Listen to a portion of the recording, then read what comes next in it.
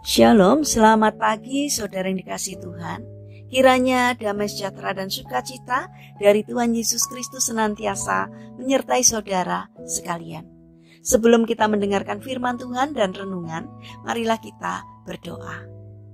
Tuhan Allah Bapa yang baik, kami sungguh bersyukur atas kebaikan dan kemurahan-Mu, karena Engkau selalu melindungi kami di dalam beristirahat sepanjang malam, sehingga kami dapat bangun dalam kondisi yang baik dan sehat. Jika sebentar kami akan mendengarkan firman-Mu, urapilah kami dengan Roh Kudus-Mu, agar kami dapat mengerti dan memahami apa yang Tuhan sampaikan kepada kami. Terima kasih Tuhan, di dalam nama Tuhan Yesus Kristus, kami berdoa. Amin. Saudara yang dikasihi Tuhan, bacaan firman Tuhan saat ini diambil dari kitab Efesus pasal 6 ayat 1-3. Demikian sabda Tuhan.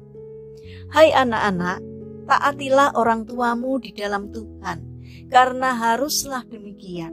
Hormatilah ayahmu dan ibumu. Ini adalah suatu perintah yang penting, seperti yang nyata dari janji ini, supaya kamu berbahagia dan panjang umurmu di bumi. Saudara yang dikasihi Tuhan, tema renungan saat ini adalah jangan durhaka. Saudara yang terkasih, ada satu kisah menarik dari seorang remaja pria. Ia menceritakan tentang kehidupannya saat remaja. Masa remaja adalah masa yang menyenangkan bagi kebanyakan orang yang baru menginjak masa itu. Pergaulan bersama teman-teman menjadi petualangan yang seru. Menerobos batasan-batasan yang ada adalah hal yang sangat biasa.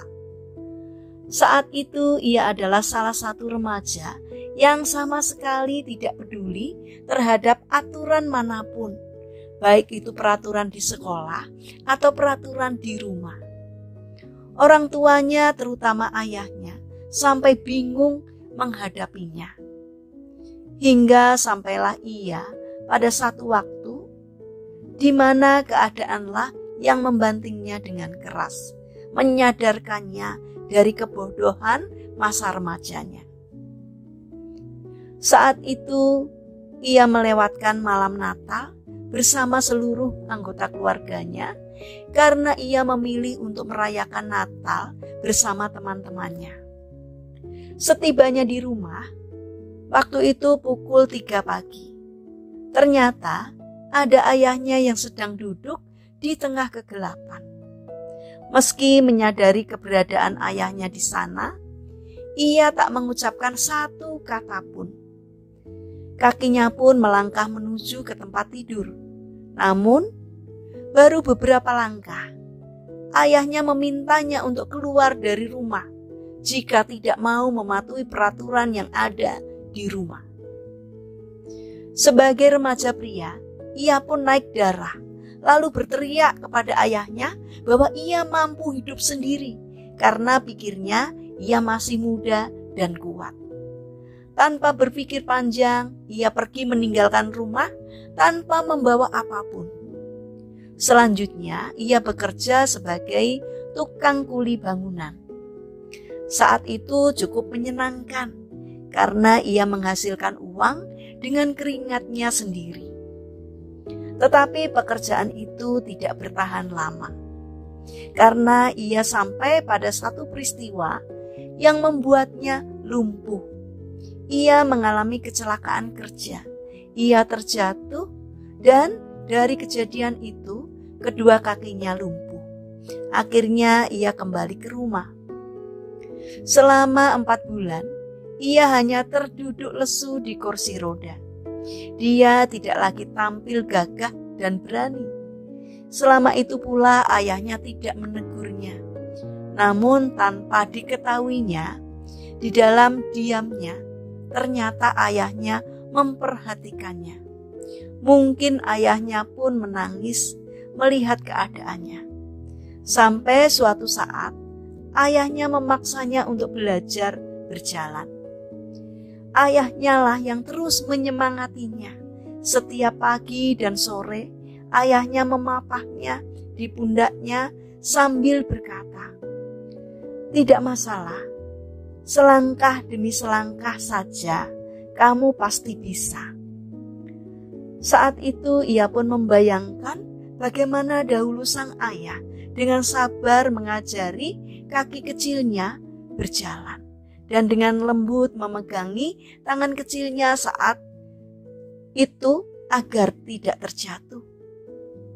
Seketika air matanya pun akhirnya menetes di pipinya. Ia menyesal atas perlakuan buruknya pada ayahnya selama ini.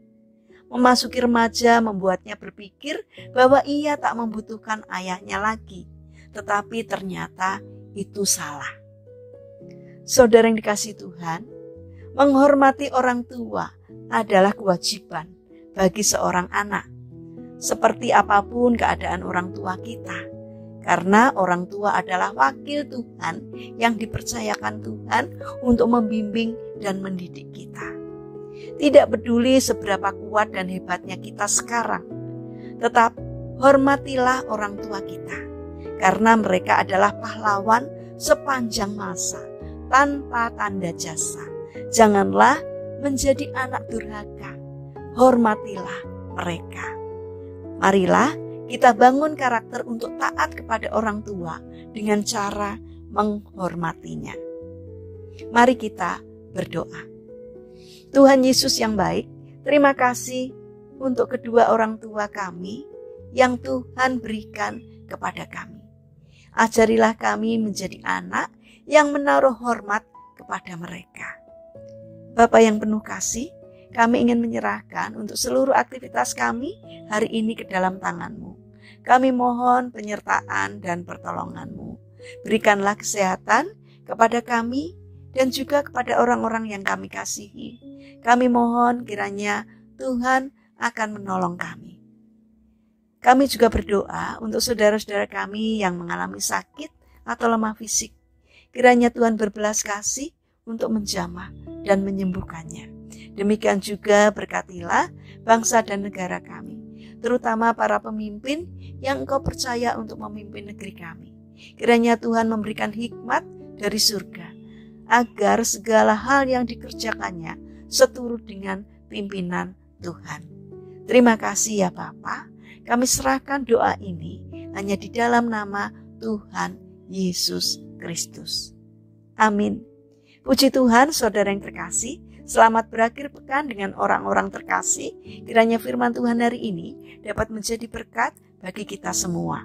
Haleluya.